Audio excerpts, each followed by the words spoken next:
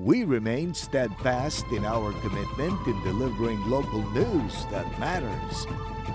Stories that inspire. Enriching the lives of Filipinos in the Philippines and across the globe. This is your GMA Regional TV. Buong puso para sa Pilipino.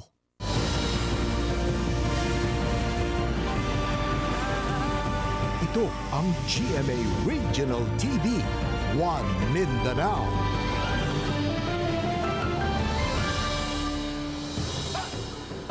Maayong hapon Mindanao, kini ang GMA Regional TV 1 Mindanao. Hatod namo ang pinakadagkog pinakauling balita sa Mindanao. Ako si Sara Hilomen Velasco, live gikan dinhi sa GMA Davao Complex. Cyril Chavez, live gikan dinhi sa GMA Cagayan de Oro Station. Jess Tony Humami, live gikan dinhi sa GMA General Santos Station. Nakasinati og pagbaha og landslide ang pipila ka lugar sa Davao Oriental tungod sa sagunsong ulan nga dala sa trough sa low pressure area. Aniya report ni Argil Relator. Gisakay sa rescue boat kini mga residenteng na stranded sa lampas tuhod nga baha sa barangay Mahanob, Baganga, Davao Oriental, Lunes sa hapon. Gilayon silang gidala sa evacuation area sa lungsod. Sa Katiil, Davao Oriental, gilayon sab nga naglusad og rescue operation o gidala sa evacuation center ang mga residente sa barangay Alegria, San Vicente ug San Miguel tungod sa pagbaha Lunes sa buntag. Gani, dili na makita ang dalan human nalapawan na kini sa tubig baha. Sumala sa MDRMO Katiil, pinakaapektado sa baha ang unong kabarangay nga duol sa sapa og low-lying area nga mao ang Alegria, San Vicente, Baybay, San Miguel, San Rafael ug San Alfonso. Gani, ana sa 167 ka pamilya nga dunay hapit 500 ka mga individual ang ipabakwit tungod sa pagbaha. Kagahapon sir, mga nagsugod mig force evacuation mga 10 o'clock in the morning. Sa buntag sir, opo. So nagpadayon yapon sir ang pagbaha karon. O sir, dako magyan ng tubig pero murag ni kalma gamay kay ning tuang manggamay ang ulan. Oo. So para gabi sir, kusog ang ulan until ganiha mga alas 8. Sa lungsod sa Caraga, ana sa 55 ka magbanay ang ipabakwit tungod gihapon sa pagbaha. Gilayon silang gitunulan og food packs sa lokal nga kagamhanan. Dunasay na nga tumbang ang punuan sa kahoy sa Santiago Road. Hinoon, maagian na ang dalan human sa clearing operation. Dunasay natalang landslide sa mga lungsod sa barangay Sumilaw sa Buston ug sa barangay Marayag sa Lupon. Diin mibabag sa dalan ang mga midahili nga yuta. Nagpagula na og suspensyon sa klase ang 11 ka LGU sa Davao Oriental nga mao ang Mati City, Baganga, Governor Generoso, Katiil, Manay, Caraga, San Isidro, Buston, Tarragona, Banay-Banay ug Lupon. Parayon pa nga nagapahigayon og rapid damage assessment and needs analysis sa mga apektadong LGUs. Sumala sa pag-asa, trough sa low pressure area ang nagapaulan karon sa Davao Region. Slim, very slim ang chance nga musulod sa atong Philippine Area of Responsibility kini nga low pressure area o very slim sad ang chance nga mahimo siyang bagyo as of now. Sa forecast sa pag-asa, dunay kusog nga pag-ulan sa Davao Region ug Surigao del Sur, Martes sa gabii hangtod sa Miyerkules sa gabii. Dunay gyapoy pag-ulan apan dili na kaayo kusog sa adlong Huwebes. Kauban si Metro Awing sa kamera. Ako si Argil Relator para sa One Mindanao.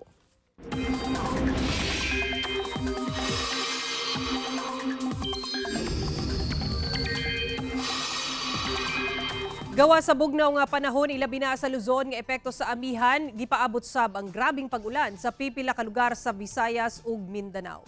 Paray nakaapekto karon ang amihan samtang trough o extension sa low pressure area ang nasinati sa pipila ka lugar sa nasud. Hinuon gibutiag sa pag-asa nga ubos ang tsansa sa LPA nga makasulod sa Philippine Area of Responsibility o di baka mahimong bagyo. Base sa datos sa Metro Weather, makasinati og halapad nga pag-ulan sa Mindanao, lakip sa Caraga, Northern Mindanao, Davao Region, Soxargen ug Barm. Heavy to intense rains ang masinati. Mao nga pahimangno sa otoridad nga mag-igmat sa posibleng baha o landslide. Usa ka babae ang patay human kini malakip og kasunog sa ilang panimalay sa Upol, Misamis Oriental. Napasagdaang niluto, ginalantaw sa kabumbiruhan nga tinubdan sa kalayo. Ani ang report.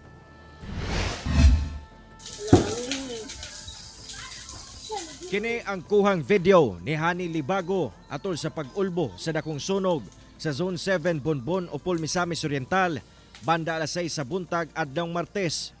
Makita ang dakong kalayo nga paspas gilamoy ang balay. Wala madugay, nakatawag sila og bumbero ug pasado alas 6:40 napalong ang kalayo. Apan nahikurat ang tanan, human nga napalgan ang patayng lawas ni Nanay Delia Mantos, 59 anyos, tindera og suman og bingka, human nga nalakip siya og kasunog sa ilang balay. Ang igsuon sa biktima nga si Nanay Alden, wala gayud sila magdahom nga anaa pa day sa sulod sa nasunog ni ining balay ang iyang manghud. Maayo lang pagpanaw ging ang Ginoo nay bala sa imo. Siya may nasayod sa tanan. Siya ay nakabalo. Ug unsa imong mga plano pod nganong inaingana imong kahimtang. Sa nasunog nga balay, tataw ang damyos. Hasta ang baligyang mga suman ug bingka ang nalakip pagkasunog. Sigon sa bana sa biktima nga si Tatay Jovito Mantos Jr., 73 anyos, nga pasado alas 5 sa kadlawon, milakaw na kini aron ibaligya ang unang batch sa nilutong bingka ug suman. Ang ako lang magkita mi dito sa langit nga puloy-anan nga giandam sa Ginoo sa panahon sa resurrection. Maurag yan na akong tugon siya. Matod sa BFP Upol, usa sa mga kalisdanan nga ilang nasinati ang pagresponde sa lugar tungod sa kapiot sa dalan, labi pa nga pasulod ang compound kung asa ana ang panimalay. Gidugang sa kabumbiruhan nga posibleng napasagdang niluto ang tinubdan sa kalayo. Sa ilang tala, miabot ngadto sa unang alarm ang sunog. Usa ka balay ang totally damaged ug usa ang partially damaged. Kapin 40,000 pesos sab ang danyo sa sunog. Akong panghimangno lang gid sa tuwang tanan nga magbantay kita sa paggamit sa kalayo. Kay kung dili nato mabantayan, pwede kining mag-cause og damage, even loss sa kinabuhi. Si Tatay Jovito buot manawagan karon ngadto sa mga adunay malumong kasing-kasing nga matabangan siya sa pagpalubong sa iyang asawa, ingon man sa pagpatukod balik sa ilang panimalay. Kauban si Jaybert Pairat sa kamera. Ako si Cyril Chavez para sa One Mindanao. Patay sab ang usa ka 2 anyos nga batang lalaki diyang naugdaw ang kapin 20 ka balay sa Barangay Lagaw sa General Santos City. Ano ang dugang detalye? Nabulabog ang mga residente sa Purok 13 Carcon sa Barangay Lagaw sa General Santos City. Human kalik nga miulbo ang dakong sunog adlong Lunes. Halos malukop sa baga nga aso ang lugar.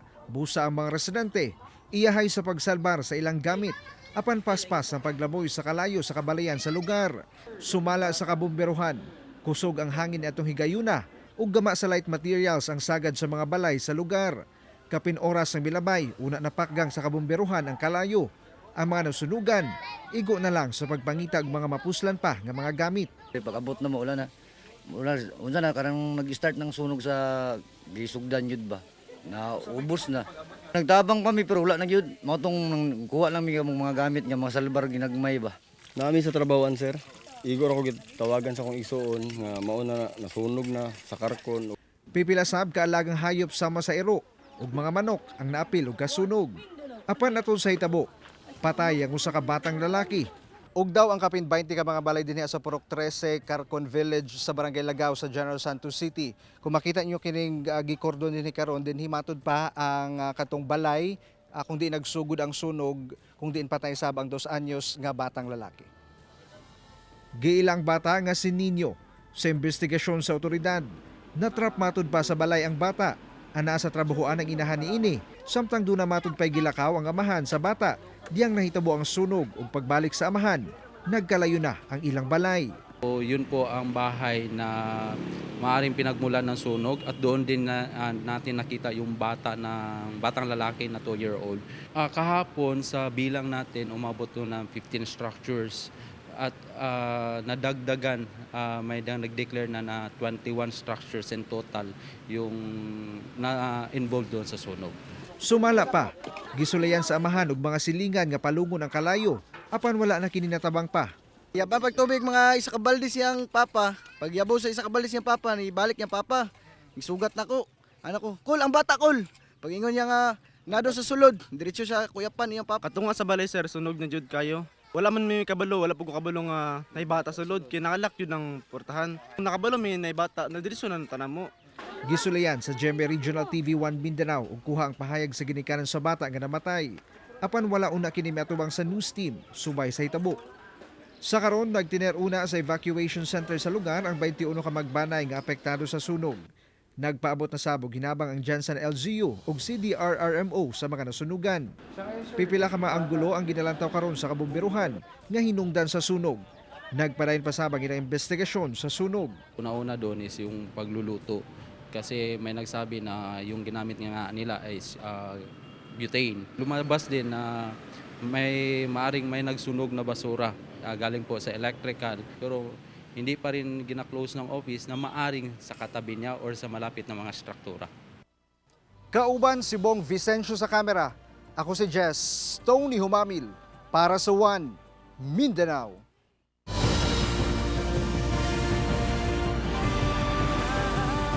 Ito ang GMA Regional TV, One Mindanao.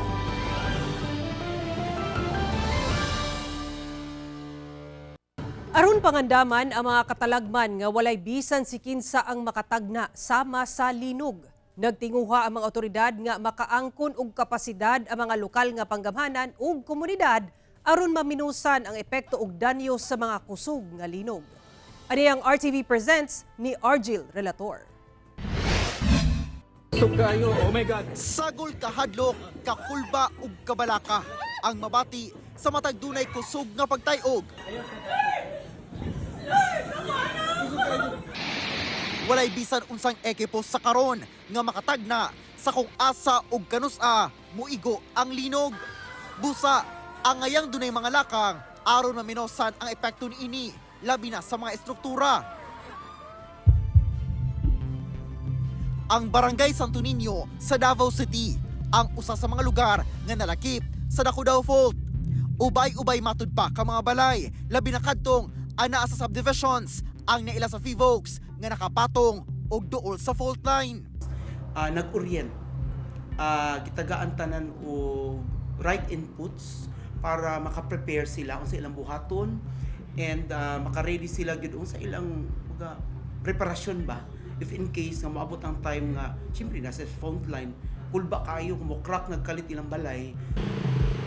Sa pagpangandam sa linog, dili lang matud pa kini responsibilidad sa mga LGU, sanglit ang mga komunidad ang direktang apektado. Atong evaluate karon kung unsa ka aktibo ang ato ang mga community, especially at the household level in terms of joining sa kaning ginapasiugdan nato nga mga nationwide simultaneous earthquake drill, no.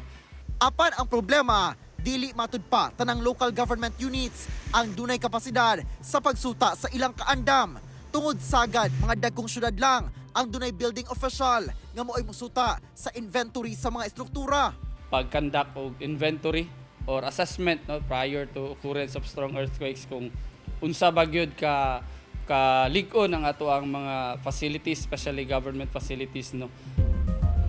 Sumala sa usa ka structural engineer, usa sa mga epekto sa linog ang makita nga danyo sa estruktura. So in terms of building which is considered resilient to earthquakes, ito yung mga building na kahit na inuuga mo, may damage siya pero not enough for the building to collapse. Meron siyang tinatawag na laban or yung tinatawag na resistance or resilience against damage caused by the earthquake. Responsibilidad matud pa sa mga LGU ang musuta kung luwas pa bang ma-occupy ang usa ka building o dili na. Ang LGU has to have that decision to do a rapid structural assessment. So when you say rapid, iikutin yung building outside, inside, floor by floor, then see these things, yung mga tinatawag nating quotes damage. Sa project design pa lang, Madetalya na ang kalikon sa estruktura kontra sa gikusgon nga magnitude sa linog. The owner or the LGU should require that a proper design of the building should be carried out by a credible, qualified structural engineer who will make himself accountable for the next 15 years. Sumala pa, human sa linog pa, makita ang kalikon sa usa ka estruktura. Busa, kinahanglang andam gayod sa kanunay. Kauban si Metro Awing sa kamera. Ako si Orgil Relator para sa One Mindanao. Gawas sa mga taga-suporta ni kanhi Presidente Rodrigo Duterte, may pareagsab siyang pagbabag sa People's Initiative ang kanhi Executive Secretary ni Presidente Bongbong Marcos nga si Attorney Vic Rodriguez atong sa gipahigayon nga Leaders Forum sa Davao City. Atong ibalik si Argil Relator. Sapagkat nakalagay doon sa isang post na aking nabasa, ang Davao City at ang Davaoenos are not for sale. And precisely for this reason that I am here, because your friend Vic Rodriguez is not for sale. Kini ang nahimong pahayag sa kanhi Executive Secretary ni Presidente Bongbong Marcos nga si Attorney Vic Rodriguez ato sa gipahigayong hakbang ng maisog Leaders Forum aron babagan ang dili saktong pamaagi sa pagpapirma sa ginaduso nga People's Initiative. Hindi ba nung tayo ay nagbuklod-buklod, nagsama-sama, ang ating tema ay unity? Ang tiyatsa ba, ang paglustay ng pera ng kaban ng bansa, yan ba ay magdudulot sa atin ng pagkakaisa o pagkakawatak-watak? Present sa maong panagtapok ang pipila kasakop sa gabinete ni kanhi Presidente Rodrigo Duterte. Ngayon ay panahon para manindigan at mahalin lalo pa ang ating bayan dahil maraming tangka talaga na babuyin ang ating lipunan. Lakip sa gisgutan sa maong forum, mao ang transparency and accountability of people's money, foreign policy ug ang People's Initiative. Si kanhi Speaker ug karon Davao del Norte 1st District Representative Pantaleon Alvarez babagsab sa People's Initiative.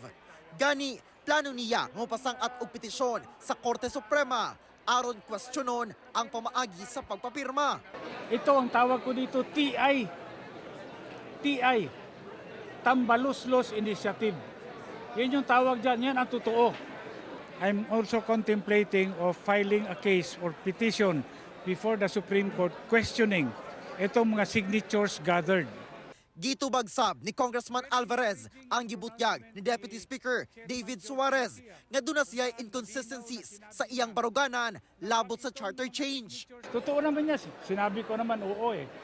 Kaya lang, malaki ang pinagkaiba nung proposal namin ng charter change noon panahon ni dating Pangulong Rodrigo Duterte. Ang Commission on Elections nagdesisyon na nga isuspende ang pagdawat og signature sheets kalabot sa inisyatibo sa pag-amyenda sa 1987 Philippine Constitution. Sumala sa COMELEC 11, tanan matud pa nga election officers sa Davao Region ang nakadawat na sa gipangpasa nga signature sheets. Una pa man ang kamanduan sa COMELEC Central Office nga suspensyon. Kauban si Metro Awing ug Mel Colmenares sa kamera. Ako si Orgil Relator para sa One Mindanao.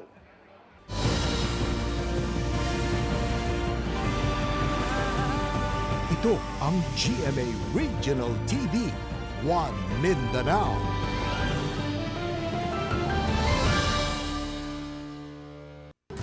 Patay ang usa ka babae sa Baroy, Lanao del Norte. Human kini gidunggab sa iyang kapuyo tungod matud pa sa selos. Biktima nakahiagom og sobra 20 kasamad dinunggaban. Ani ang report.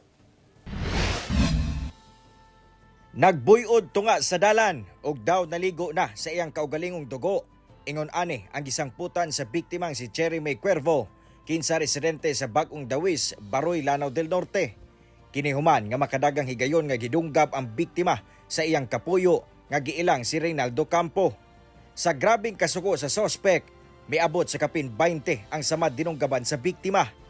Base sa investigasyon sa kapulisan, una nahitabo ang krimen.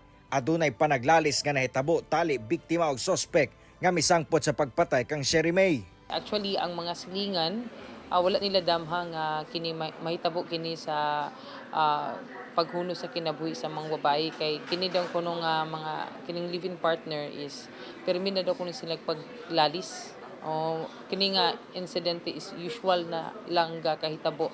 But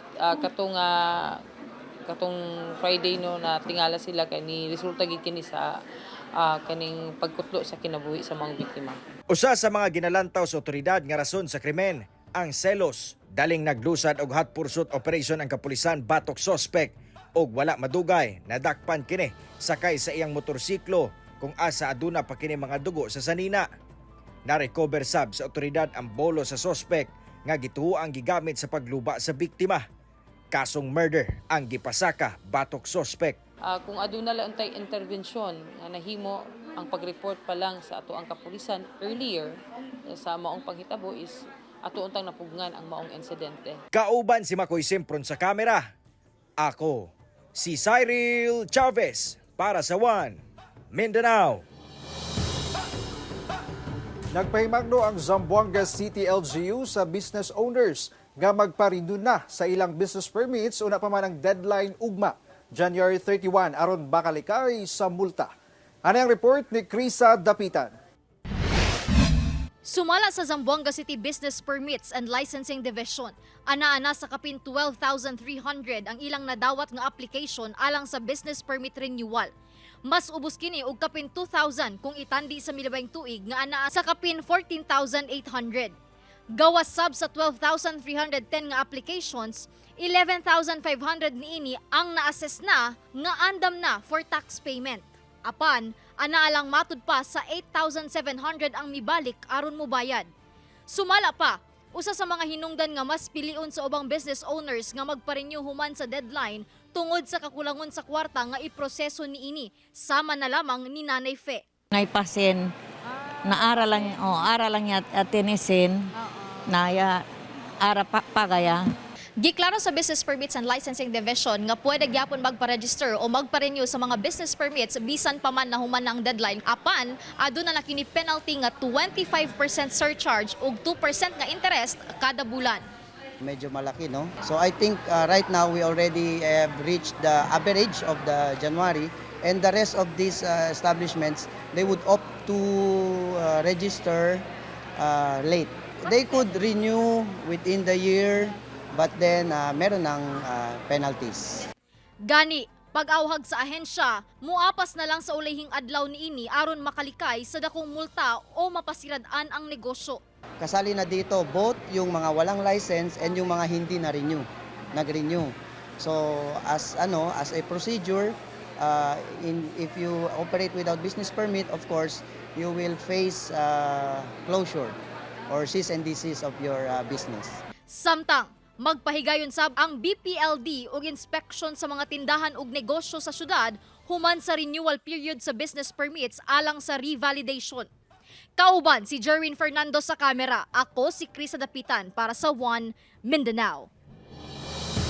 Kanhi direktor sa Arm Heart o ang Emergency Response Team sa Rion gipusil patay sa Cotabato City. Sa investigasyon sa otoridad, gipusil si Engineer Ramil Masukat, ang kanhi direktor sa Arm Heart o Humanitarian Emergency Assistance and Response Team sulod sa iyang sakyanan sa Ramon Rabago Street, Mother Rosary Heights sa Cotabato City Domingo sa gabi. Human sa itabo daling miikyas ang wala pa mailhing gunman sakay sa motorsiklo. Nakamaneho pa ang biktima paingon sa usa ka gasoline station una kini nadala sa ospital. Apan namatay gihapon gumikan sa mga samad pinusilan sa lawas. Sumala pa ni atong November 2022 gipaarakan sab ang sakyanan ni Masukat sa Sharif Agwak sa Maguindanao del Sur. Apan swerteng wala kini maigo sa bala. Nagpahasabo sab ang kanhi kaubanan sa trabaho sa biktima sa Raja Buayan, Maguindanao del Sur, isip Municipal Planning and Development Officer ug kanhi Mayor Dato Jacob Jack Ampatuan. Blanco ang pamilya sa motibo sa pagpamusil patay sa biktima ug nanawagan sab sila og hustisya. Nagpadayon ang investigasyon sa krimen. Usa ka Philippine sailfin lizard kun mas nailhang ibid na rescue sa kapulisan sa Boulevard sa Pagadian City, Zamboanga del Sur. Nagpaygay og cleanup drive ang mga personahe sa PNP Maritime Group Zamboanga del Sur sa Boulevard. Dihang ilang napalgan kining ibid kun Philippine sailfin lizard. Daling nanawag sa DNR9 na mga kapulisan aron ma-turn over ang maong mananap. Sumala pa ang maong mananap usa ka juvenile lizard nga dunay gibugaton nga 275 grams. Sa pag-examine sa DNR, himsog kini og dali sab gibuhian og balik sa protected area. Sumala pa ginabawal gayud ang pag-atiman og susamang mga mananap. Mas maayong mudangup sa DNR kung galing dunay mapalgang mga mananap aron mahatagan og saktong pag-asikaso. Mao kadto ang mga ulahing balita sa Mindanao karong adlaw. Mamahimo ninyo kining makita pag-usab pinaagi sa pagbisita sa official website sa GMA Regional TV o bisitaha ang among official YouTube channel ug i-click ang subscribe button para sa pinakaulahing balita. Daghang salamat sa atong mga kapuso sa Mindanao. Ganagalantaw kanamo ug sa atong mga kapuso abroad. Panayon lang sa pagtutok sa mga lokal nga balita matag adlaw tungod sa GMA Regional TV. Local news matters. Kami ang GMA Regional TV 1 Mindanao. Tibok pwersa para sa mas na komisyon ug mas halapad nga pagserbisyo sa nasod.